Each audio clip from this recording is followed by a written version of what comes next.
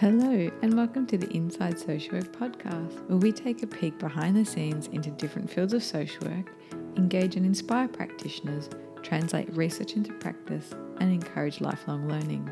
I'm your host, Marie Vakakis. Thank you for listening, and I hope you enjoyed today's podcast episode. Welcome to episode 32. In today's episode, I interview Amanda Spillari about the role social workers can play in Parkinson's care. Amanda has a wealth of knowledge and experience working in a few different areas of social work and spent a large part of her career working with individuals who had Parkinson's. I'll let her share her story. I hope you enjoyed today's interview with Amanda Spillari. Okay, welcome to the podcast, Amanda. How are you going? Good, thanks. Thanks, Marie. We are in the midst of another lockdown for those of us, or for those of the listeners who are listening internationally. We're in Melbourne, another stage 3 lockdown for us. We've been naughty. Yeah, it's hard. Hey, I've got 2 kids at home too, so I'm looking down the barrel of more homeschooling and social working in the office as well. The home office, I should say. Yeah, it's one of the most challenging things I think anyone's ever been through, and to go through it collectively, it's thrown everything out the window. It's kind of thrown the rule book out the window. Absolutely. And I think it's really highlighting how we're sort of having to deal with lots of change. So before we launch into our interview, do you want to give the listeners a bit of a background into who you are and what you're doing? Sure. So in terms of my social work career, I've been a social worker for 19 years. I started in community development, sort of social action kind of space, mobilising communities around kind of gambling and problem gambling in the community. I then went to the UK, and in the UK, look, I can't sort of stress to students enough to sort of spread your wings with your degree and go overseas and do that sort of stuff, but just had an absolute ball, but worked over there in disability, physical disability, aged care, that sort of stuff, in the social services sort of setting in the community. Then I returned to Australia and started working in chronic illness, and I think that really sort of flavoured the rest of my career. I worked for Parkinsons Victoria for many years, and ended up sort of managing the client-facing part of that service, so running the helpline, supporting people in lots of different ways, mobilising communities, working with disadvantaged groups within that population. And then I did my Churchill Fellowship, which I'll probably talk a bit about later, but that looked at providing services and support for younger people diagnosed with Parkinson's, which are quite a marginalised part of that population. I then worked in oncology for a while and did sort of, again, working with community. I did support group work, ran online, face-to-face and telephone support groups, and did a number of different sort of focused things for people with different types of cancers, but also different experiences of cancer. So I did a group for parents with cancer. We did a group for Aboriginal people with cancer. We did groups for people with who identified as gay with cancer, and just a whole range of different groups for different people who weren't sort of being serviced in mainstream communities, which was really rewarding. And then I went off and had a family of my own. So sort of had a bit of a break from social work for a little bit, which I think I kind of needed at that point in my life. But I did, me being me, I sort of went away and did a little bit more sort of contracty stuff. So I did, at that point, did a little bit of, started up my own business and did a bit of contract work. So writing, developing online modules for people like the Heart Foundation and the Children's Tumour Foundation and a few others. And again, working with the community. So, working with people who are supporting others with chronic illnesses. And then I sort of developed my own private practice as my girls got a bit older, and started up a counselling business for people with Parkinson's who are going through an experience of diagnosis or progression. I also service people who've got Parkinson's plus syndromes. So that's people who are diagnosed with conditions like multiple systems atrophy, cortical basal degeneration, and progressive supranuclear palsy. So they're all big mouthfuls to say. So we tend to use the acronyms a bit, but generally they're called the Parkinson's plus group of people. And at that time too, I was providing formal supervision for other social workers. So then I sort of got into working with RMIT and doing supervision with their groups too. So I do. So now in the main, I sort of work on, I do work for RMIT in terms of off-site supervision for students and liaison work. I do a bit of tutoring in an ethics subject, and yeah, and mainly just my Parkinson's work, which I'm really passionate about and have been doing for many, many years. So that's the counselling, the support, the helping people through this really difficult time, which is really important, I think, and it keeps me in touch with what's going on the ground. There's such an incredible journey, 19 years. That's amazing. And yes, I mean, no one else can see the expression of you on your face but me, but you still talk about it with such passion. Like it's not a sort of grunt, like, oh, it'd be 19 years. Like there's still so much energy in the way you talk about your work and the ideas you have for the future that I wish people could see it on your face. Like it's really nice to see. Thanks, Marie. I think it's really important to keep that flame going and to think about ways that we can sort of, I guess, advance the cause. So you've done, I mean, there's so much work that's adapted and kind of grown. A lot of our listeners are either students or early career social workers, and it makes me think a lot, you know, some, quite a lot that I've known have been working in disability or personal care or residential care. It sounds like you've used some of that experience of your early disability work to help shape the kind of work you do once you've become qualified. Can you talk a bit about, I mean, I don't even know if my question makes sense, but how those skills are transferable and then paired with the social work frameworks? Sort of how you sort of get into like a speciality area, you mean? Or yeah, and also, I mean, I know we've talked in the past about setting up private practice and thinking about, you know, is it disability friendly? Can people get there from the train station? Is there a ramp? Can they access the bathroom? Like there are so many things that you see when you're a frontline worker that you might not have considered had you not had that experience. Yeah, I think we live in a sort of able-bodied world, don't we? I think, you know, one of the things that's really tricky, you know, for my client group is just the physical barriers, even to get into my office too. I'm sort of in an old Victorian terrace and trying to find something sort of in a city that had disabled toilets and, like I said, access to public transport was central. There's so many barriers for people. I think what's happening now with COVID and telehealth is probably a really good thing for people with disabilities. I'm able to actually deliver my sessions via a video conferencing, which is for the first time is being funded via Medicare, which was never happening before. So people would have to be 100 kilometres away in order to sort of access that part of the rebate. So now I can actually say, okay, so if someone's having a bad day, we can do the session from their home. They don't have all that stress of trying to get ready. And with Parkinson's, like, your body doesn't move the way you want it to, so things slow down. Coordination of your muscles is difficult. People often feel stiff and uncomfortable. So being able to do it from home is really good. I can just hear my kids screaming. Could you hear that? That's okay. We've had dogs bark, cats, everything. Just life. I think they're on the way out now. They said they're going at 9:30, so they're just waiting to let the cleaners in. The joys of home stuff going on. See, a lot of the work. I don't know if I answered that question that you said before too, because my speaker's died. Did you want me to answer that one? Yeah, great. So what was it again? It was about how you get specialised in an area, wasn't it? Yeah, and how you kind of use your transferable knowledge from one, maybe like a casual job, into kind of your social work role. Okay, yeah, so I guess, it's interesting how I sort of ended up in Parkinson's. It wasn't something that I definitely started out to do. I think over the years, I sort of, I think I was really open to having lots of different experiences in social work. And it was funny because early on, I think, after I'd finished my degree, I sent my resume to the careers office, and I said, can you look over this for me? And they said to put in there a career statement.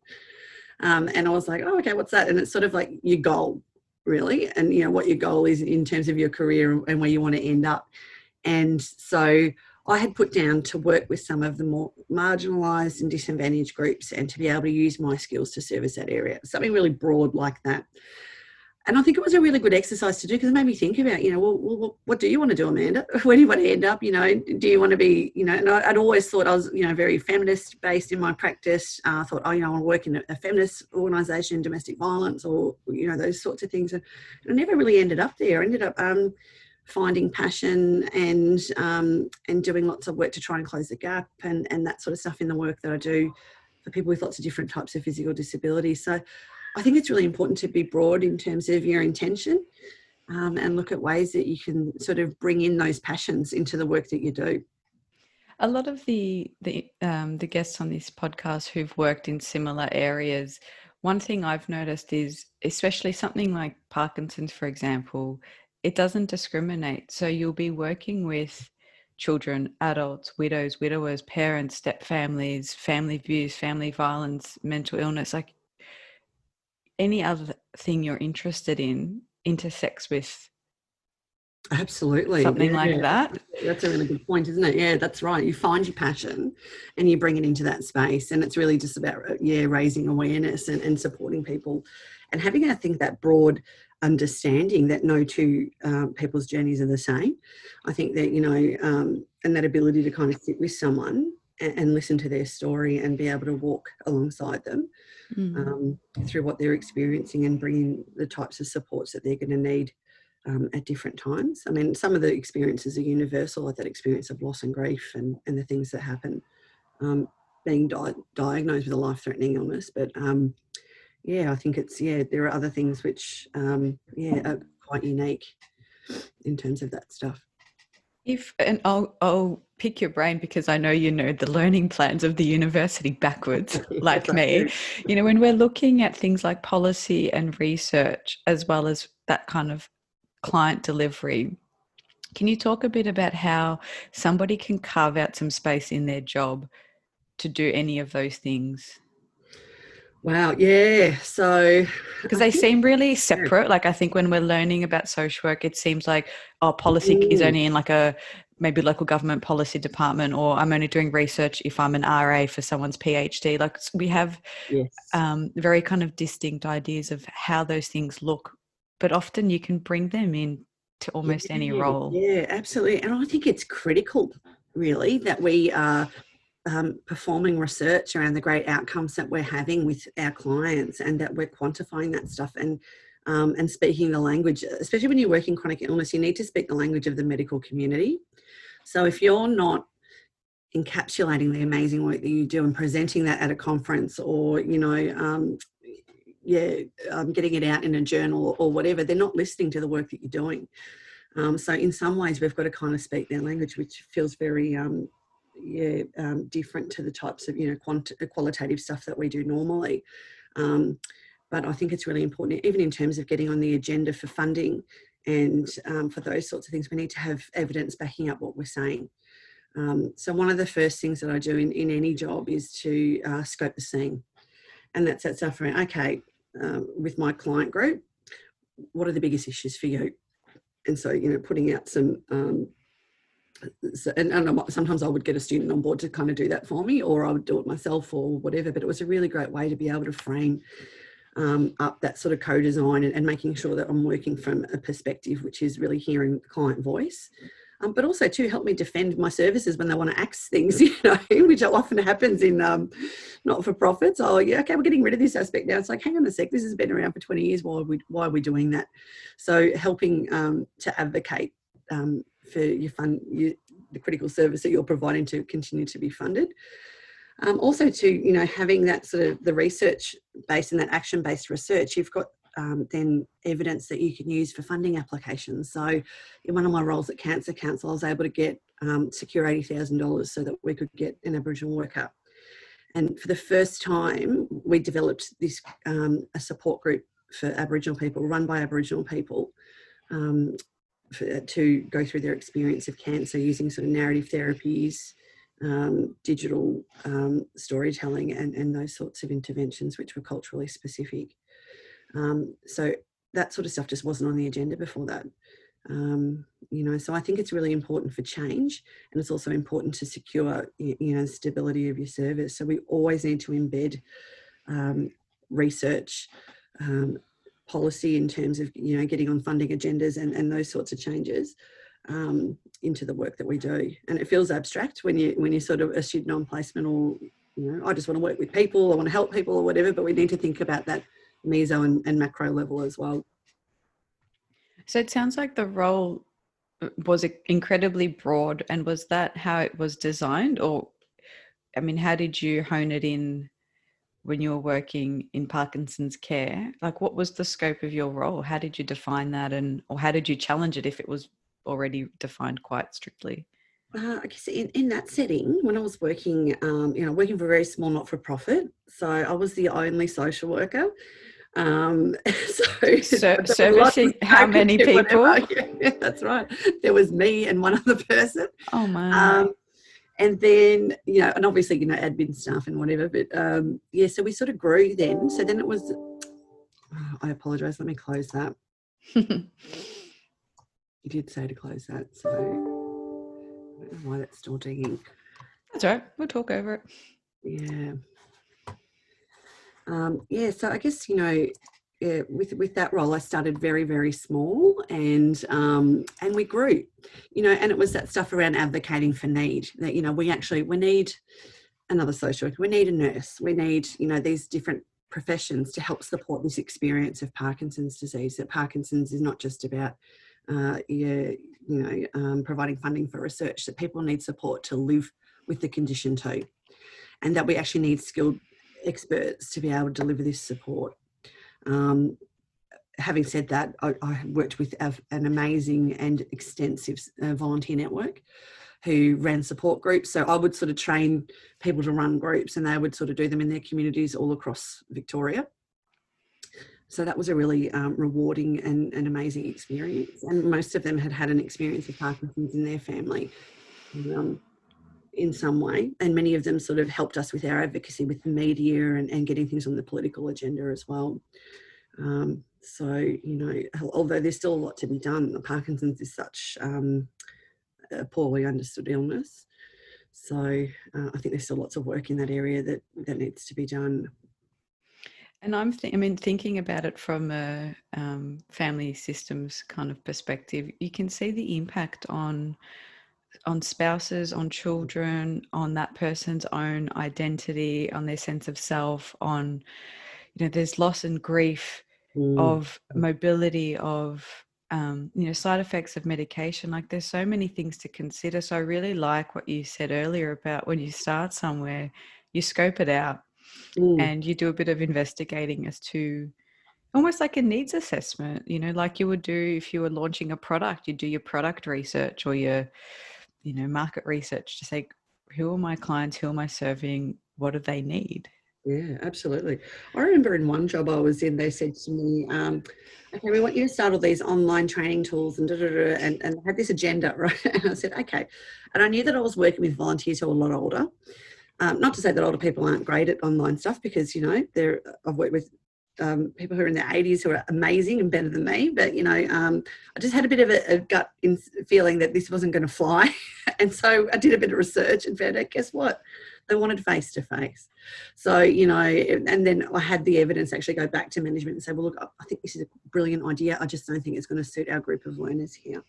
So I think it's really important to be able to have those conversations and back up what you're saying when you do need to stand up to a policy decision that probably doesn't really suit the needs of your group.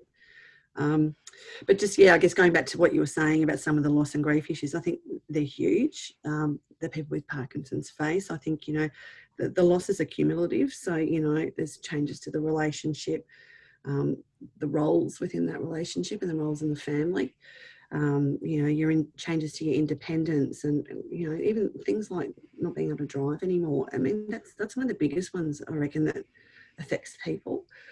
So that loss of your freedom of movement, which is a basic kind of human right, and having to rely on others, and just your sense of security about the future.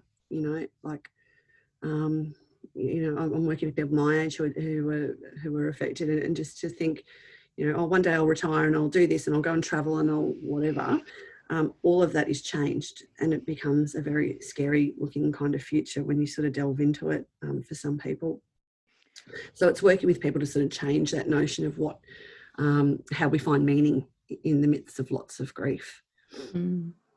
Well, that's been the new stage of grief that's been added on. The 6th stage is meaning. Hope, hope and meaning, So, and I think it's the antidote, isn't it? And I think one of my clients actually said it to me in a really lovely way. He said, grief is the way through this. The challenge is not to get lost in it. So you've got to grieve. You can't bypass that whole experience. But it's how do you stop from going under in that process? So tell me about the Churchill Fellowship. Yeah, okay. I'm also an advocate for the Churchill Fellowship. So anybody that would like to sort of go and do this, although with COVID, I don't know how that's going to pan out for now. They're all on hold, I guess. So the Churchill Fellowship is a group. It's a group of funding for people in the community that are doing something innovative in lots of different sectors. So across the arts, across health, across all different types of project areas, and it's really about funding research ideas that probably wouldn't be funded otherwise, and going across into different countries to learn about how they do them there. And the Churchill Fellowship's been around for years and years, and is sort of like this funding that's produced every year for people to go and do these travelling fellowships, and they're assessed on their merit. So mine was looking at developing a support network for young people diagnosed with Parkinson's. So I went over to the US and met with the Michael J. Fox Foundation and a number of young onset groups that were operating there, the American Parkinson's Disease Society, a whole range of people. And then I went to the UK and spoke with the Parkinson's UK Foundation, spoke with an amazing author, Tom Isaacs, who has actually unfortunately passed away now, but he started up the Cure Foundation's Parkinson's Trust, and just a huge advocate for finding a cure. And sort of interviewed him about his perspective and what's important for younger people in terms of finding meaning and working through this stuff. So basically, did lots of qualitative interviews and combined that into a report. So if you're interested in reading my report, you can sort of just Google Churchill Fellowship Amanda Spillari and it'll come up. And there's some lovely photos too of the beautiful people that I met. But yeah, I think, if you've got an idea when you're sort of out in the sector that needs, that you need to sort of research and do, and there's nothing out there about that subject, this is a really good way to get some awareness around it. And so what came out of that was that, so some of my recommendations were about, obviously funding a young onset network because it's needed. Unfortunately, that hasn't happened yet, but what did come of it was that there's now a biannual Young Onset Conference that happens in Australia, where young people get together, and they also share knowledge from the experts. But one of the other important things that came out of it was that it's important to have information and understand the illness, but it's also important to connect with others. That young people need to be able to talk to other young people. They need to have fun. They need to connect, and I think that was one of the most important lessons that came out of it, was that, as health professionals, we often think that all people need is education and information. And I think I've been guilty of that in the past a lot, especially in my younger years. Like, I just, all right, I'm putting together a package of information, just throw in 1,000 things and just overload people. And I think now less is more. And it's more about how we give people that opportunity to connect with like a mentor or someone who's going through a similar sort of experience. We do it with things like, mothers groups and things like that.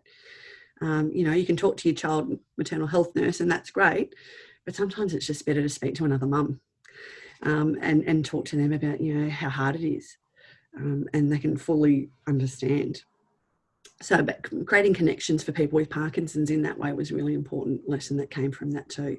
And I think organisations need to be careful to always keep in mind that connection, and that we're facilitators of that, especially as social workers. Mm. Working with young people, I'd be curious to hear your ideas of this, but I've found in my experience in disability, people, parents and carers find it really hard to allow some dignity of risk.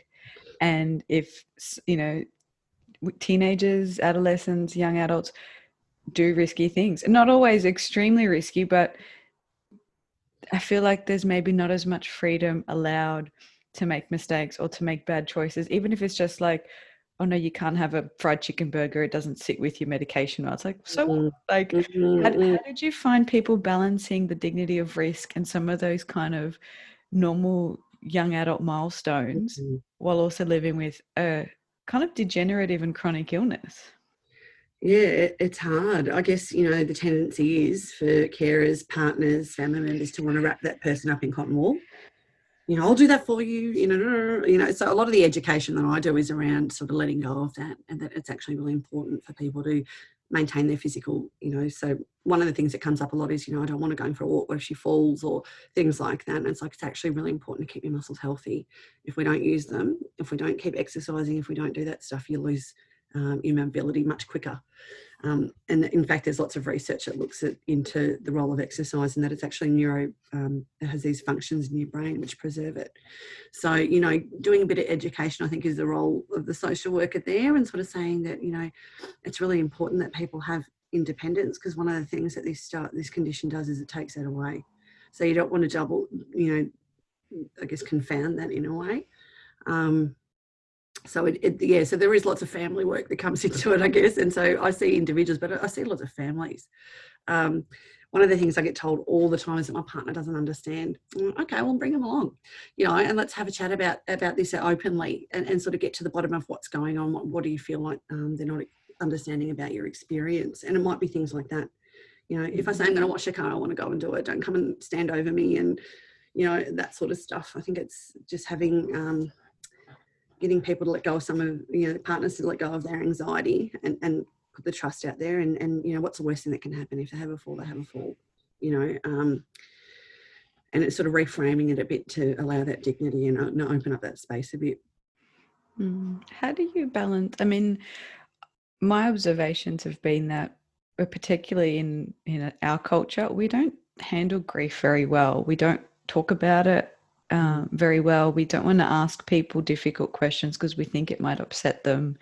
Is that something you find with either the family members or spouses of someone, that they're too scared to ask their loved one, how they're feeling about their diagnosis or what this means for them, or like they kind of avoid asking those difficult questions, which can come across as not caring or not understanding in a way?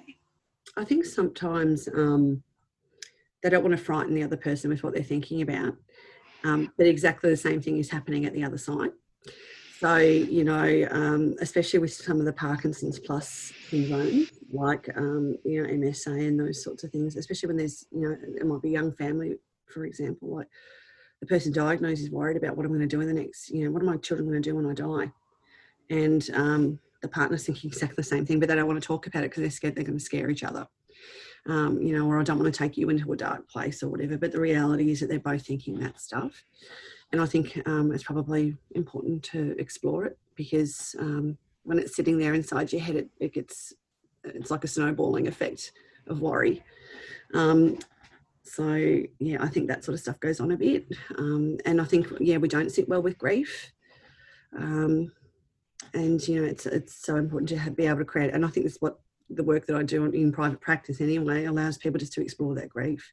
I'd say if I did, choose a framework that I refer to the most in that setting, it's probably loss and grief work, and just acknowledging that this is really hard, and just, I guess, helping to sort of do that psychoeducation around, the stuff that you're experiencing is grief. It's not a normal type of grief that you'd experience, say, for example, when someone dies, but it has that same feeling. That being diagnosed with something like this feels like a death.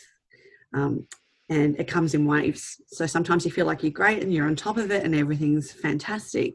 And then all of a sudden it just hits you. And something's triggered that, whether it's a small loss, or a change in your physical circumstances, or a progression of illness, or whatever that is. that's unique for that individual. So exploring that unique kind of experience of loss and grief is really important, and to do as a couple and family as well, because they're all grieving too, as well.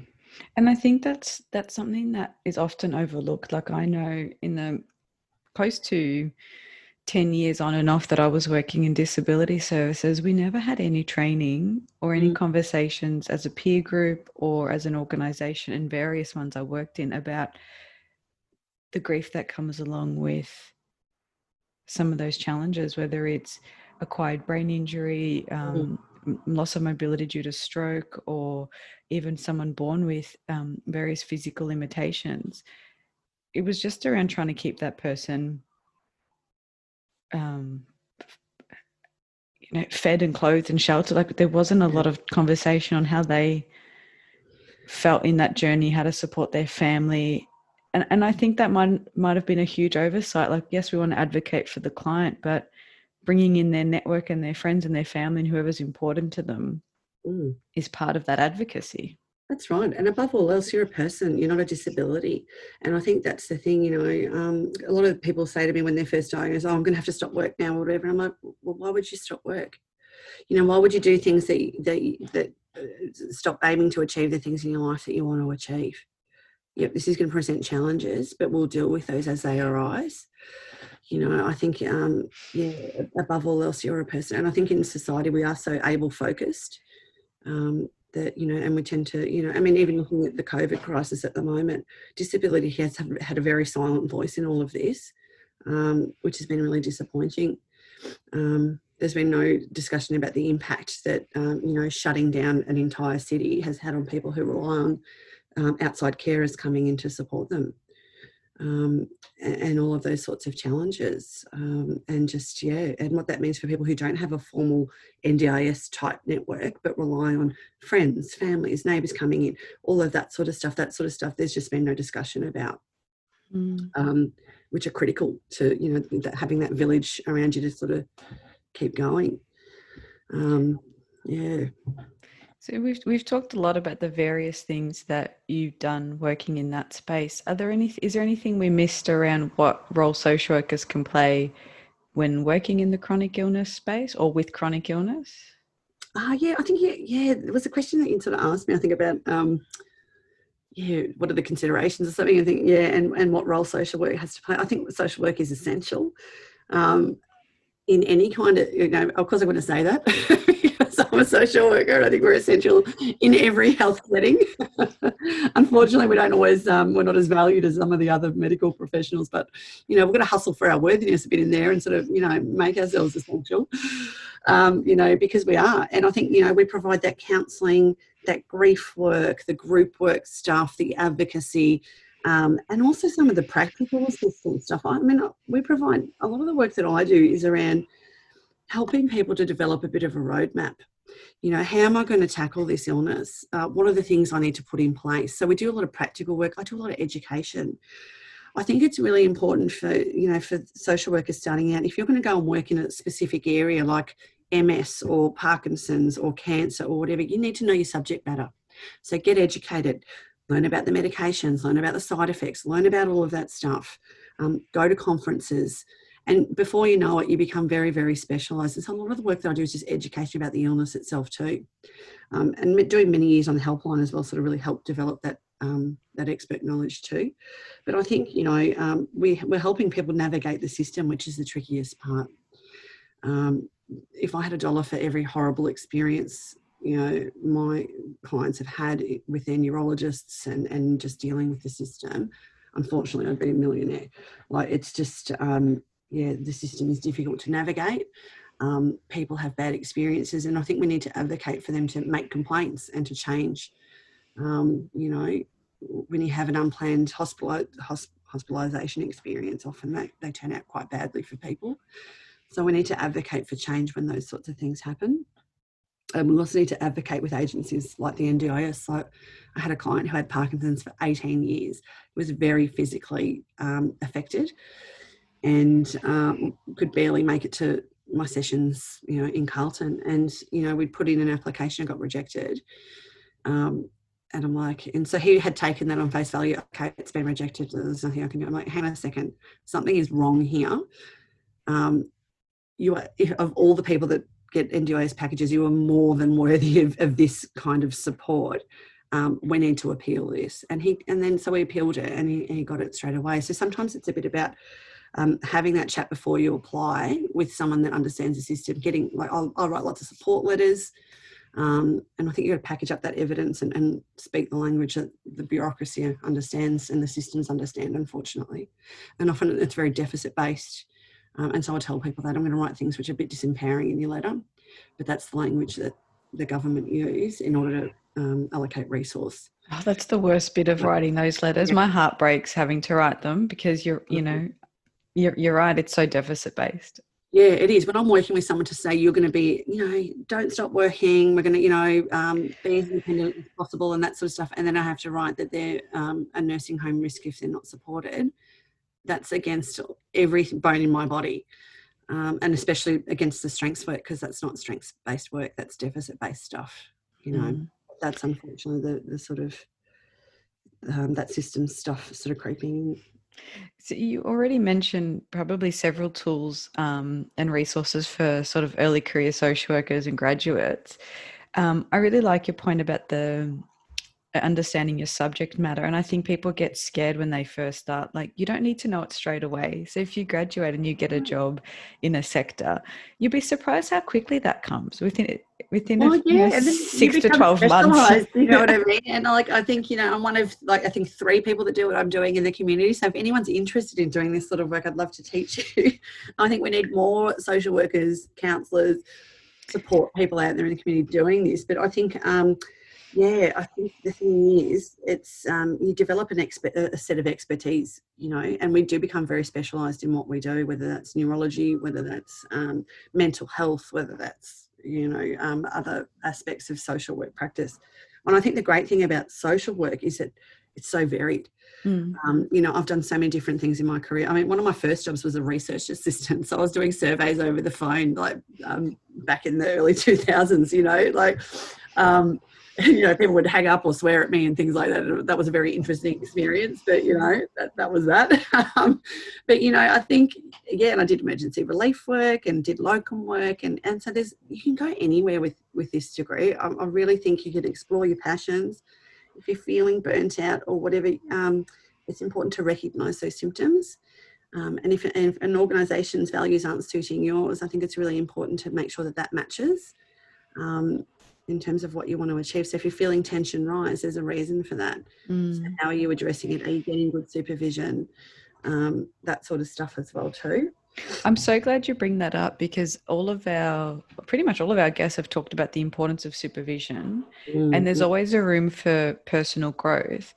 But I'm also a big believer that sometimes the stressor is the structure of a particular workplace or organisation, and it can really make people feel disenfranchised or disheartened. That sometimes the best thing you can do is to move jobs or move sectors sideways. It might just be that, whether it's, some people just might never like shift work and they're working in a hospital where there's shift work, or for some people the rigidity of 9 to 5. That's sometimes it's not a matter of better supervision. Sometimes it's this just doesn't fit with either the stage of life that I'm in, or who I am, or how I want to move and be in the world right now. I remember one job, I was travelling an hour and 20 in the car. The perk was I got a car with the job, free petrol. So I was like, woo, I'm taking this job. And then I was travelling an hour 20 to get there and an hour 20 home every day. And that in itself made me feel very dissatisfied with the job.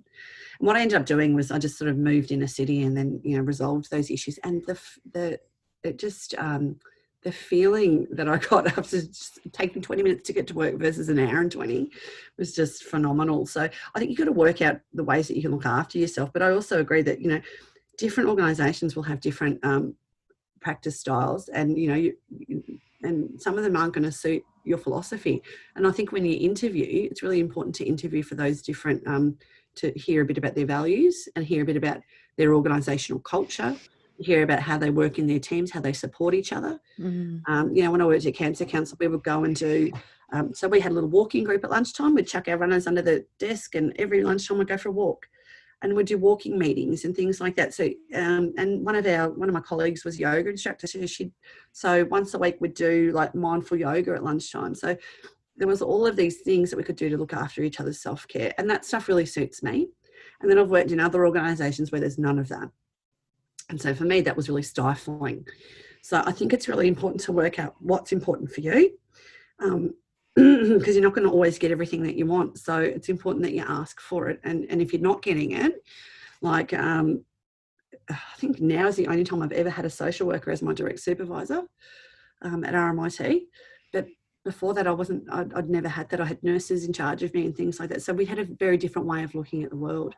So what I actually did at interview was negotiate to have supervision costs covered in my positions. And I did that for the last 20 years. And I think that's what's kept me in the sector. That's what's kept me passionate, because I've had someone that's holding my space.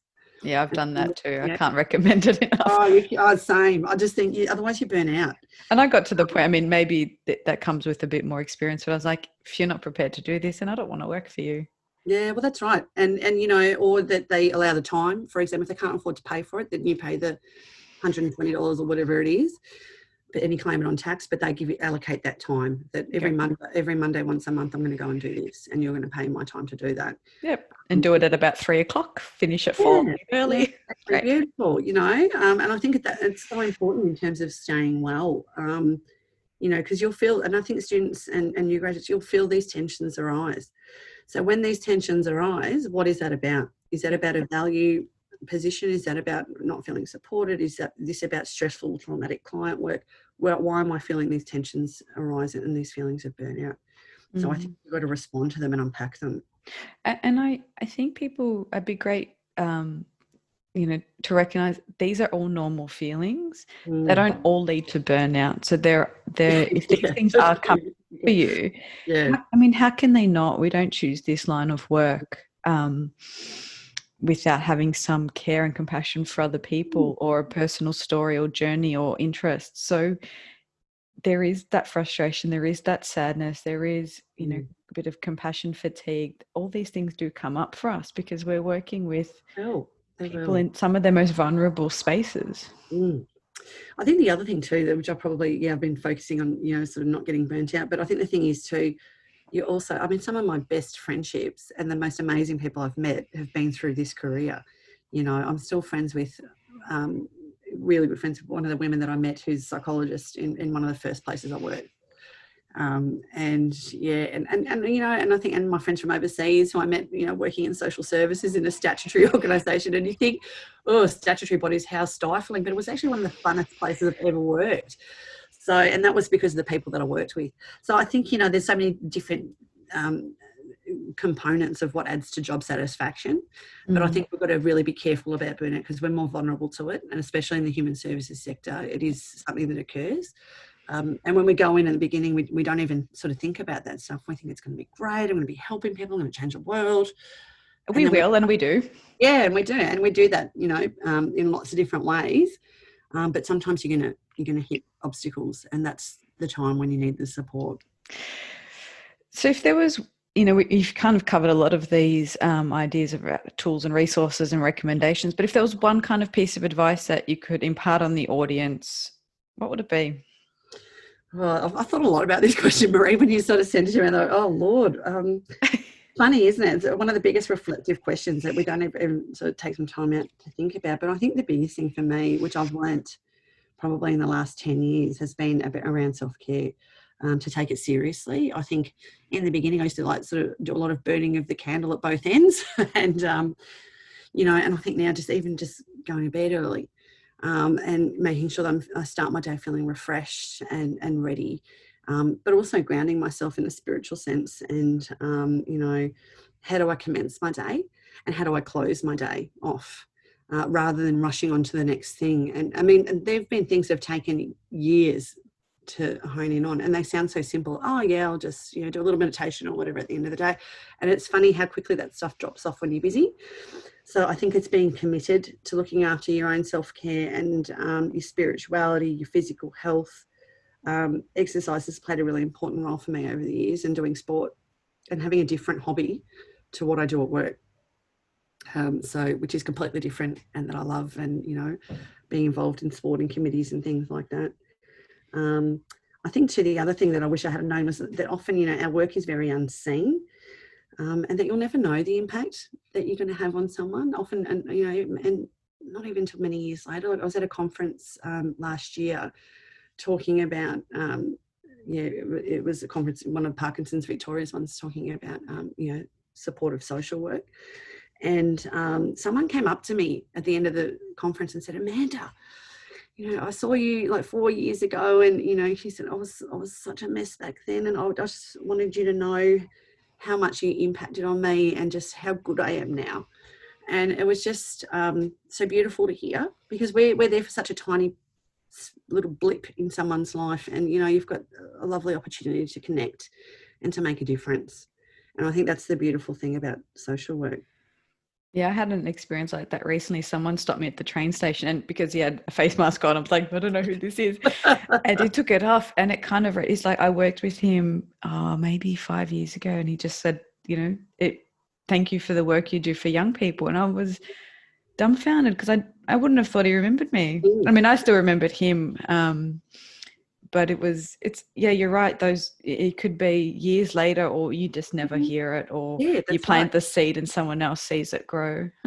Yeah, or someone will say to you, Amanda, you said this, and I think, gosh, I don't even remember saying that, but but it really resonated, or whatever. And they're those little beautiful moments that you get sometimes if you're lucky, where you say something so deeply profound that you don't remember. Yeah, I know. And then we think, oh yeah, well, really?